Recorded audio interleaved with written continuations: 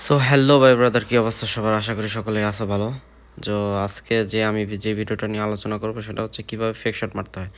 আমাদের মধ্যে অনেকেই নতুন প্লেয়ার আছে যারা আসলে ফেক শটটা কি এটা বুঝে না বা জানে না, তাদের জন্য আর কি এই ভিডিওটা করা একদম ইজি।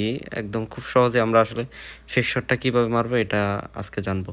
এর আগে ভাই অবশ্যই বলতে চাই, আমার চ্যানেলটা নতুন, যারা নতুন আসছো চ্যানেলে অবশ্যই লাইক বাটনে একটা ক্লিক করবা আর সাবস্ক্রাইব তো অবশ্যই করবা ভাই। ভাইয়ের চ্যানেল সবসময় এরকম ভিডিও পেতে অবশ্যই ভাই লাইক সাবস্ক্রাইব তো করবাই। সো ফাইনালি আমরা চলো গেমের মধ্যে ঢুকি।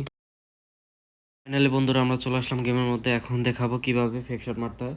ফেক শট মারার জন্য কোনো প্লেয়ারের কোনো বাধ্যতামূলক কোনো স্কিল লাগে না, যে কোনো প্লেয়ার দিয়ে এটাকে ফেক শট মারা যায়। আমি ফার্স্টে পাস দিলাম, এখন আমি এমবাপ্পের দিকে টানবো প্লেয়ার সামনের দিকে। এখন আমি ডেভিড ভিলারে দিয়ে আমি এখন গোলের দিকে টার্গেট করব। আমি শুট দিয়ে কী করব, শুট দিয়ে আমি আমি এই যে আমার জয়স্টিক বাটনটা আছে না, শুট দেওয়ার সাথে সাথে একই সাথে মানে কোনো লেট করা যাবে না, একই সাথে আমি জয়স্টিক বাটনটাকে আমি যেদিকে নিব, সাপোজ আমি এখন ডানে নিব, আমি শ্যুট করে আমি ডানে, আমি এই যে ডানের দিকে ফেরত আসলাম শ্যুট করে, এই আমি আবার এদিকে গেলাম। আমার জয়স্টিক বাটনটা জাস্ট মুভ করতে হবে।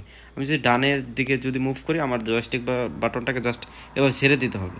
এভাবে আপনাকে যে এভাবে ছেড়ে দিতে হবে। যদি ডানে নেই ডানে, যদি বামে নেই বামে। সাপোজ আমি গেলাম যে শ্যুট বাটন ক্লিক করে সাথে সাথে এই ছেড়ে দিব, এই শ্যুট করার সাথে সাথে আমি ছেড়ে দিব। এবার এটাকে বলে ফেক শট। আমি মেসিকে দিয়ে এই যে এটাকে আসলে ফেক শট। এটা খুব ইজি ভাই, যদি যারা নতুন প্লেয়ার আছেন শুধু তাদের জন্য। এই আমি পাস দিলাম এমবাপ্পেকে, এই আমি শ্যুট দেওয়ার এই একদম ইজি। শ্যুট বাটনটা চাপ একদম ছেড়ে দিতে হবে, শ্যুট বাটনটা চাপ দিয়েই 1 সেকেন্ডের সাথে সাথে জয়স্টিক বাটনটাকে মুভ করাইতে হবে। চলেন আমরা ম্যাচের মধ্যে কীভাবে ফেক শট মারতে হয় সেটার একটা ভিডিও ক্লিপ দেখি।